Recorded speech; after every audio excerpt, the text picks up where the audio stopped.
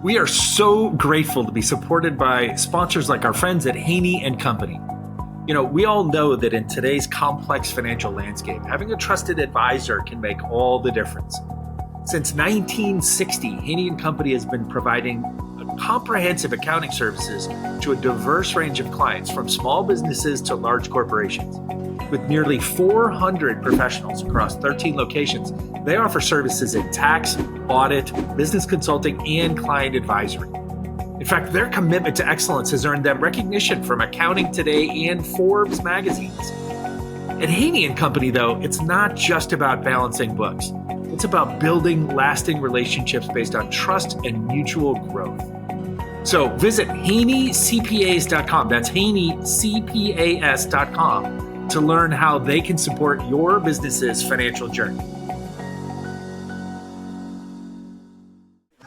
We are so grateful to be supported by these community champions: Sales MD, Team Friday, Realist Lab, Kiana Patterson, Diego Chavez, Jer Boucher, Heather Ryder, Janine Sua, Lily Roca, and Steve Kernan.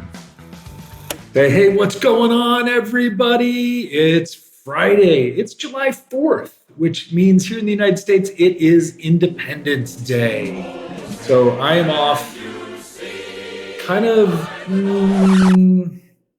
I don't know, reluctantly, sheepishly celebrating. It's a tough time here in the United States. And although there's a massive part of me that wants to reclaim the power and the meaning, actual meaning behind our flag from those who have kind of hijacked it and corrupted it in the name of their crazy Christian, fascist, nationalist, nativist, make America great again, America first agenda, which, by the way, is not new at all. We've lived through this back 100 years ago in the 1920s and early 1930s, when these same types of people tried to hijack our government and steer the country in the direction that this group is now doing. So it's Friday, it's a holiday, I'm off. I recorded this the day before so that I could share it with y'all. But on my mind this week, I'm going to talk a little bit about the episode that we dropped on Entrepreneurial Thinkers, which is a conversation that I absolutely encourage you to go check out and enjoy. I found it deeply inspiring. I found it humble. I found it fascinating, kind of just from the entrepreneurial story of it. And I'll tell you a little bit about that in a bit. But the big transition that's been on my mind all week this week has just been transition. It's just been this idea of transition. This is the theme that has been dominating every conversation I've had. Obviously, as I've already alluded to, here in the United States, we're going through kind of what I would call like the most dramatically unstable political transitional moment in the last 100 years. We're a country that has had our moments of tumult. Obviously, we had a Revolutionary War that we fought with England that separated us and made us independent, which is what we are celebrating today and this weekend. But we've had our own Civil War back in the late 1800s, the 1860s, that kind of defined and reshaped what the country became for the subsequent 100 years, from, say, the Civil War end of period to the 1960s. And then we've been in this world kind of both, growth driven post World War II, as well as leaving lots of people behind and kind of openly struggling with a lot of the core issues that we struggle with as Americans in our identity, while also just kind of burying and trying to pretend that a lot of those same things that we struggle with weren't issues at all and didn't exist. And now it has all manifested itself in what it is that we're going through right now, which again is the pragmatic optimist in me believes is a period of transition. It is not permanent. Dictators never last. They always end badly. It always ends badly for them. And yet they will leave a wake of destruction and pain and tumult in their wake, but it always ends badly for dictators. Literally, history has taught us that, and I am a student of history, if nothing else. And so, I do believe that this is a moment of transition. Maybe it's going to be a longer transitional period than I had expected we would be living in these 2020s, but it is definitely a period of transition we will come out the other side of. So I have no doubts in that, even though it doesn't feel like that and it feels very heavy. And to the point of the heaviness is that theme just kind of keeps presenting itself all week, no matter what I did, no matter what else I tried to think about. Everything about my life experience just kind of kept coming back to transitions. I have had numerous conversations with both young and old friends alike, all over the globe, different cultures, different countries, different backgrounds. And when I speak to them, they're all talking about their transitions, either professionally or personally. They're either talking about how they're reinventing, reevaluating, reconsidering their career paths or their careers or their jobs, or they're talking about the same kind of level of introspection being applied to their personal lives and their own journey. And it's fascinating. And I'm grateful that I am honored and trusted in these relationships that people either share with me openly and in private, or that they come to me for advice and wisdom, maybe in some cases just because I'm a little bit older, or maybe as peers, we're just kind of able to lean on one another. We're in a moment of transition here in Los Angeles as well, in my home city where I live here, where we are seemingly caught in between this kind of transitional era leading up to our LA 2028 Olympic and Paralympic Games in the summer of 2028, which we've expected. We knew that this transition was happening. We knew that we were going to be kind of in a period of growth and development and transition leading up to the 2028 Games post-pandemic. But what we didn't expect were these once in 100-year wildfires that destroyed the lives and the homes and the businesses of 12 to 15,000 of our neighbors, that really, really hit us back in January and kind of had a lingering effect through kind of in the psyche, I think, through spring. Or obviously this summer full frontal assault on our city and on our fellow Angelenos by our federal government sending federal agents to terrorize, demonize, and snatch up neighbors in essentially just kind of unchecked, unmitigated immigration raids. And that has rocked the psyche of the city again. So here again, we were a city in transition, hopeful transition, optimistic transition, leading up to a monumental global event that we would be hosting. So it'd be like preparing for 3 years to host the greatest party ever at your house. And we knew that, but then boom, unprecedented transitional stress thrown at us with the fires, right? And boom, now unexpected, like literally you couldn't have predicted. I mean, you could have predicted some of the behavior of the current president and his administration, but you couldn't have predicted if you would have gone back 10 years and said like, there will be a moment where the federal government will turn its forces on an American city and its citizens in the way that the people have, which is just unacceptable. It's illegal, it's unconstitutional at almost every turn. But there are protections inside the way that our government exists and functions here in the United States that allow them to run at this for as long as they can. Hopefully we can challenge it to push back at some point here soon. But it is a feeling, like a literal visceral feeling on a daily basis of transition, which is not necessarily a great, comfortable place to live in. We are so grateful to be supported by sponsors like our friends at Chisos Capital. Everyone knows that raising capital is hard. And frankly, finding the next pool of entrepreneurs to get access to as limited investors is sometimes impossible too. Do you have a big idea, a dream you're building, but you're struggling to find early funding? Well, Chisos is changing the game for founders, creators, athletes, and investors. Whether you're launching a startup, growing your creative brand, or training for the big leagues, Chisos backs you. Chisos uniquely invests up to $100,000 in people, not just products, whether they be entrepreneurs, creators, or even athletes. With their unique CISA model, convertible income share agreements, founders get flexible funding without giving up equity or ownership, and investors get attractive returns and great upside with less risk. Chisos works for both investors and the people bringing our world to life. If you're seeking access to a truly diverse pool of deals, or you're someone who feels overlooked by the VC game, Chisos is ready to back you. So apply now at chisos.io.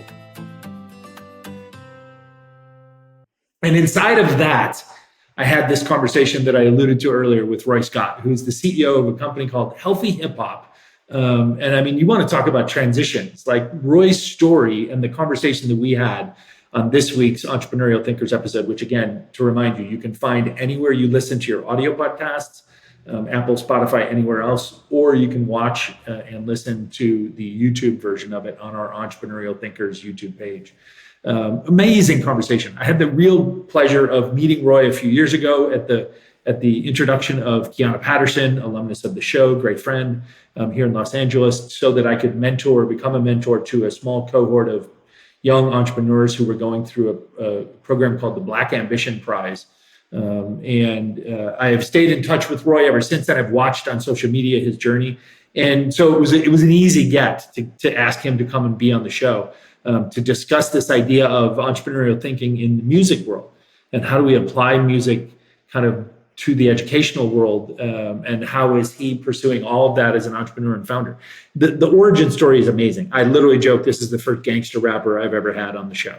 And so to go from, talk about a transition story, to go from gangsta rapper, like accomplished, successful gangster rapper, and a Division I caliber college basketball player with university scholarships in hand, to go from that to later kind of turn all this messaging and the rap content, the rap songs that he created into this healthy, positive messaging for young people.